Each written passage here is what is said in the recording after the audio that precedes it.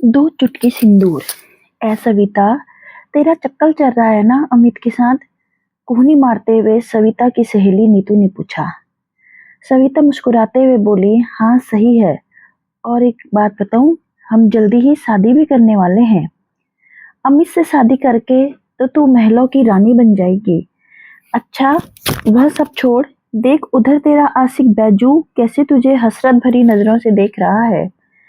नीतू ने तो मजाक किया था, क्योंकि वह जानती थी कि बैजू को देखना तो क्या, सविता उसका नाम भी सुनना तक पसंद नहीं करती। सविता चिढ़ उठी। वह कहने लगी, तू जानती है कि बैजू मुझे जरा भी नहीं भाता, फिर भी तू क्यों मुझे उसके साथ जोड़ती रहती है? अरे पगली, मैं तो मजाक कर रही थी। और तू है कि अच्छा, अब से नहीं करूंगी बस। अपने दोनों कान पकड़ते हुए नीतू बोली, पक्का? पक्का ना? अपनी आंखें तरतरे हुए सविता बोली, कहाँ मेरा अमित इतना पैसे वाला, हैंडसम, और कहाँ यह निठल्ला बैजू। सच कहती है नीतू, इसे देखकर मुझे घिन आती है। बिमला चाची खटमल कर ममाती रहती है और यह कमकोड़ी बैजू गांव के चौराहे पर बैठकर पान खैनी चबाता रहता है। बोझ है यह धरती पर। चुप चुप, देख, बिमला मौसी इधर ही आ रही है। अगर उनके कान में अपने बेटे के खिलाफ एक भी बात पड़ गई ना, तो समझ ले हमारी खैर नहीं आज। नीतू बोली। सविता बोली, पता है मुझे, यही वजह है कि यह बैजू निठल्ला रह गया। मला की जान अपने बेटे बैजू में ही बसती थी। दोनों माँ बेटा ही एक दूसरे का सहारा थे। बैजू जब 2 साल का था तभी उसके पिता चल बसे थे। सिलाई कढ़ाई का काम करके किसी तरह बिमला ने अपने बेटे का पालन पोषण कर बड़ा किया था। बिमला के लाड प्यार में बैजू इतना आलसी और निकम्मा बनता जा रहा था कि ना तो उसका पढ़ाई लिखाई में मन लगता था और ना ही किसी काम में। बस गांव के लड़कों के साथ बैठकर हंसी मजाक करने में ही उसे मजा आता था। लेकिन बैजू अपनी मन में प्यार बहुत करता था अपनी माँ से बात, और यही बिमला के लिए काफी था। गांव के लोग बैजू के बारे में कुछ न कुछ बोल ही देते थे, जिसे सुनकर बिमला आग बबूला हो जाती थी। एक दिन बिमला की एक पड़ोसन ने सिर्फ इतना ही कहा था कि अब इस उम्र में अपनी देह कितना खटाएगी बिमला, बेटे को बोल कि कुछ कमाए धमाए। कल को उसकी शादी होगी, फिर बच्चे भी होंगे, तो क्या जिंदगी भर तू ही उसके परिवार को संभालती रहेगी? यह तो सोच कि अगर तेरा बेटा कुछ कमाएगा धमाएगा नहीं, तो कौन देगा उसे अपनी बेटी? बिमला कहने लगी, मैं हूँ अभी अपने बेटे के लिए, तुम्हें ज्यादा चिंता करने की जरूरत नहीं है, समझी? बड़ी आई मेरे बेटे के बारे में सोचने वाली। देखना, इतनी सुंदर बहू लाऊंगी उसके लिए कि तुम सब के सब जल के खाक हो जाओगे। सविता के पिता रामकृपाल डाकिया थे।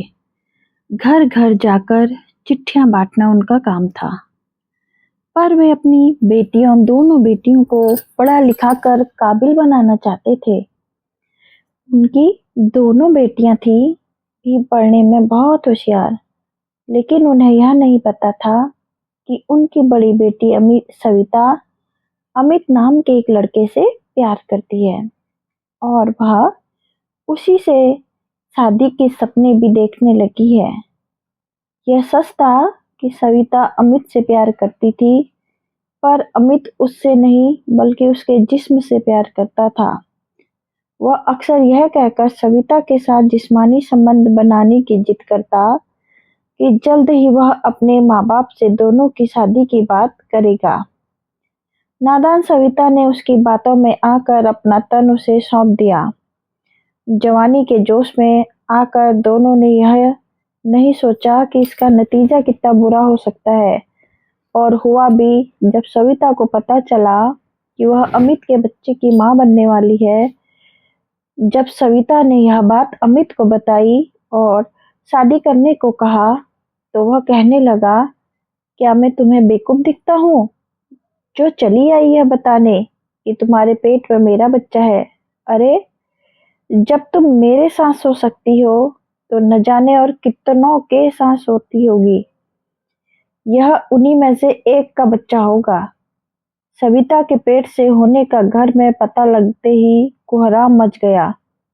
अपनी इज्जत और सविता के भविष्य की खातिर उसे शहर ले जाकर घर वालों ने बच्चा गिरवा दिया और जल्द से जल्द कोई लड़का देखकर उसकी शादी करने का विचार कर लिया। एक अच्छा लड़का मिलते ही घर वालों ने सविता की शादी तय कर दी, लेकिन ऐसी बातें कहीं छिपती हैं भला। अभी शादी के फेरे होने बाकी थे कि लड़के के पिता ने ऊंची आवाज में कहा, बंद करो, अब नहीं होगी यह शादी।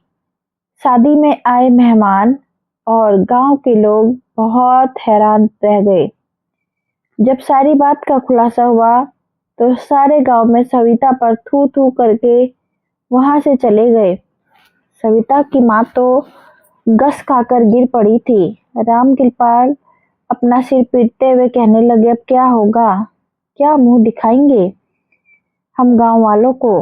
कहीं मुंह दिखाने लायक नहीं छोड़ा इस लड़की ने हमें। बताओ अब कौन हाथ थामेगा इसका। मैं थामूंगा सविता का हाथ। अचानक किसी के मुंह से यह सुनकर राम कृपाल ने अचकचा कर पीछे मुड़कर देखा तो बैजू अपनी माँ के साथ खड़ा था। बैजू तू? राम कृपाल ने बड़ी हैरानी से पूछा। बिमला कहने लगी, हाँ भाई साहब, आपने सही सुना। मैं आपकी बेटी को अपने घर की बहू बनाना चाहती हूँ, और वह इसलिए कि बैजू आपकी बेटी से प्यार करता है। राम कृपाल और उनकी पत्नी को चुप और सहमा हुआ देखकर बिमला आगे कहने लगी, नाना आप गांव वालों की चिंता ना करो, क्योंकि मेरे लिए मेरे बेटे की खुशी सबसे ऊपर है। बाकी लोग क्या सोचेंगे, क्या कहेंगे, उससे मुझे कोई भी फर्क नहीं पड़ता। अब अंधे को क्या चाहिए था, दो आंखें ही ना। उसी मंडप में सविता और बैजू का ब्याह हो गया।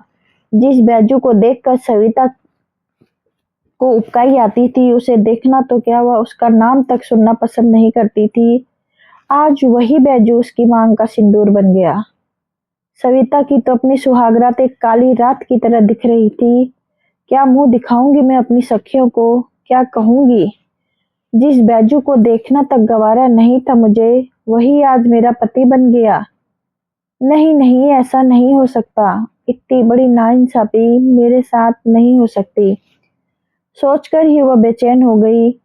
तभी किसी ने आने की आहट से वह उठ खड़ी हुई।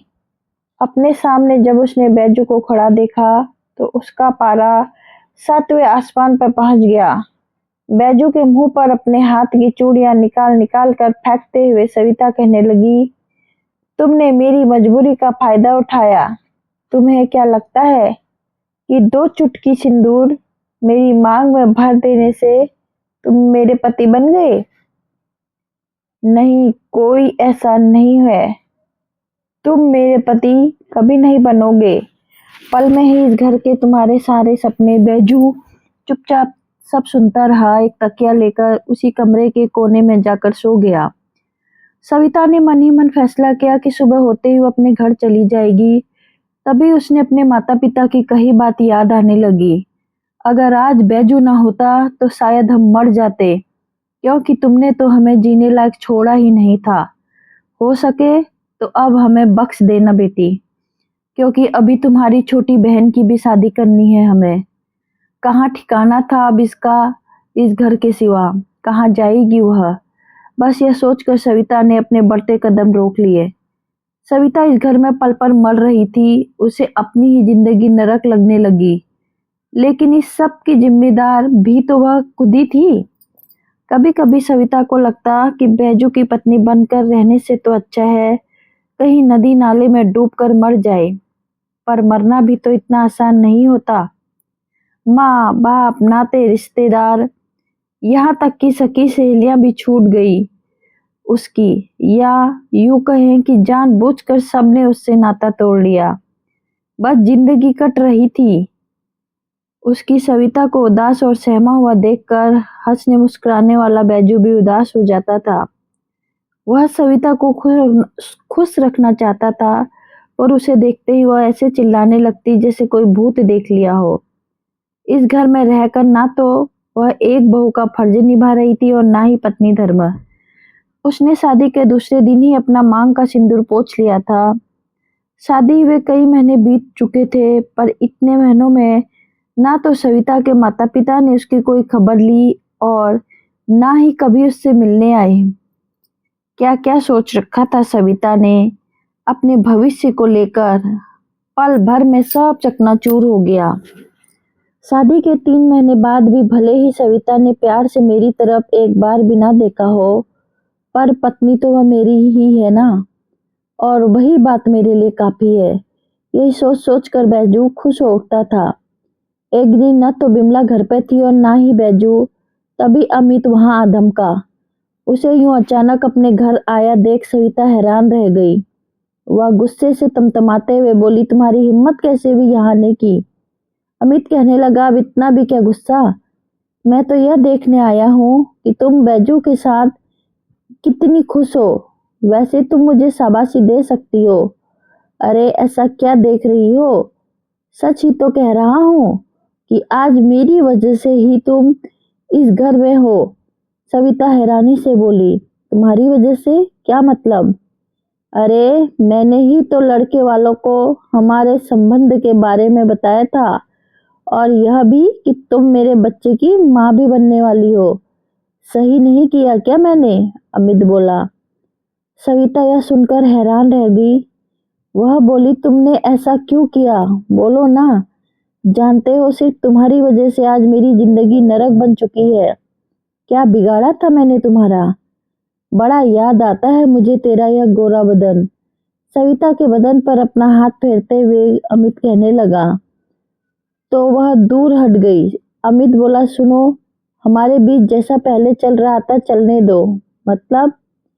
सविता ने पूछा, हमारी जिस्मानी संबंध, और क्या मैं जानता हूँ कि तुम मुझसे नाराज हो, पर मैं हर लड़की से शादी तो नहीं कर सकता।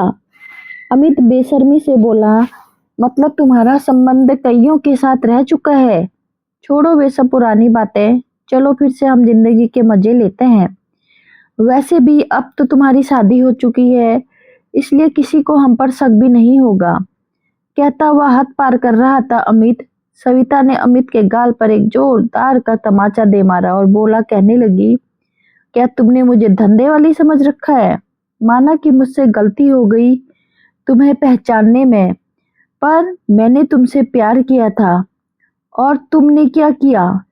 अरे तुमसे तो अच्छा तो बैजू निकला, क्योंकि उसने मुझे और मेरे परिवार को दुनिया के रुसवाइयों से बचाया। जाओ यहाँ से, निकल जाओ मेरे घर से, नहीं तो मैं पुलिस को बुलाती हूँ। कहकर सविता घर से बाहर जाने लगी कि तभी अमित ने उसका हाथ अपनी तरफ जोर से खींचा। तेरी यह मजाल कि तुम उस पर हाथ उठाएगी? पुलिस को बुलाएगी, अभी बताता हूँ। कहकर उसने सविता को जमीन पर पटक दिया और खुद उसके ऊपर चढ़ गया। खुद को लाचार पाकर सविता डर गई। उसने अमित को पकड़ से खुद को छुड़ाने की पूरी कोशिश की, पर हार गई। मिन्नतें करते हुए कहने लगी, मुझे छोड़ दो, ऐसा मत करो। पर अमित तो अब हैवानियत पर उतार हो चुका था। तभी अपनी पीठ पर भारी भरकम मुक्का पड़ने से वह चौंक गया। पलट कर देखा तो सामने बैजू खड़ा था। तू? बैजू बोला। अमित हंसते हुए कहने लगा, नामर्द कहीं के, चल हट। इतना कहकर वह फिर सविता की तरफ लपका। इस बार बैजू ने उसके मुंह पर एक ऐसा जोर का मुक्का मारा कि उसका होंठ फट गया और खून निकल आया। अपने बढ़ते खून को देखकर अमित तमतमा गया और बोला, तेरी इतनी मजाल कि तू मुझे मारे? कह कर उसने अपनी पिस्तौल निकाल ली और तान दी सविता पर। अमित बोला, आज तो इसके साथ मैं यह अपनी रातें रंगीन करूंगा। पिस्तौल देखकर सविता की सिट्टी पिट्टी गुम हो गई। फिर बैजू भी दंग रह गया। वह कुछ देर रुका, फिर फुर्ती से यह कहकर अमित की तरफ लपका, तेरी इतनी हिम्मत कि तू मेरी पत्नी पर गोली चलाएगा? पर जब तक तो गोली पिस्तौल से निकल चुकी थी, जो बैजू के पेट पे जाग लगी। बैजू घर लड़ाई झगड़ा होते देखकर शायद किसी ने पुलिस को बुला लिया था। अमित वहां से भागता उससे पहले युवा पुलिस के बहाते चढ़ गया।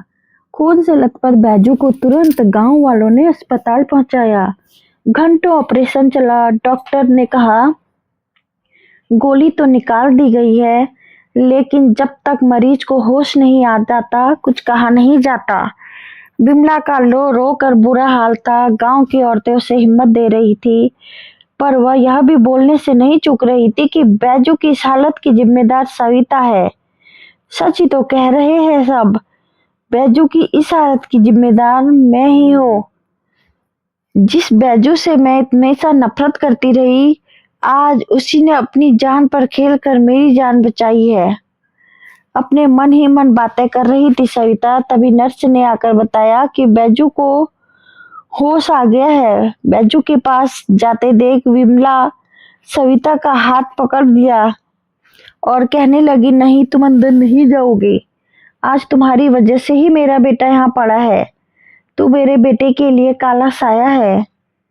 गलती हो गई मुझसे जो मैंने तुझे अपने बेटे के लिए चुना। और आप सविता है ना? तभी नर्स ने आकर पूछा डबडबाई आंखों से। वो बोली, जी मैं ही हूँ, अंदर जाइए, मरीज आपको पूछ रहे हैं। नर्स के कहने से सविता चली तो गई, पर सास बिमला के डर से वह दूर खड़ी बैजू को देखने लगी। उसकी ऐसी हालत देखकर वह रो पड़ी। बैजू की नजरें जो कब से सविता को ढूंढ रही थी, देखते ही इशारों से उसे अपने पास बुलाया। धीरे से बोला, कैसी हो सविता? अपने आंसू पोंछते हुए सविता कहने लगी, क्या तुमने मर जाने दिया होता? मुझे बोलो ना, किस लिए तुमने मुझे बचाया? कहकर वह वहां से जाने की पलटी ही थी कि बैजू ने उसका हाथ पकड़ लिया और बड़े गौर से उसकी मांग में लगे सिंदूर को देखने लगा। हाजू, यह सिंदूर मैंने तुम्हारे ही नाम का लगाया है।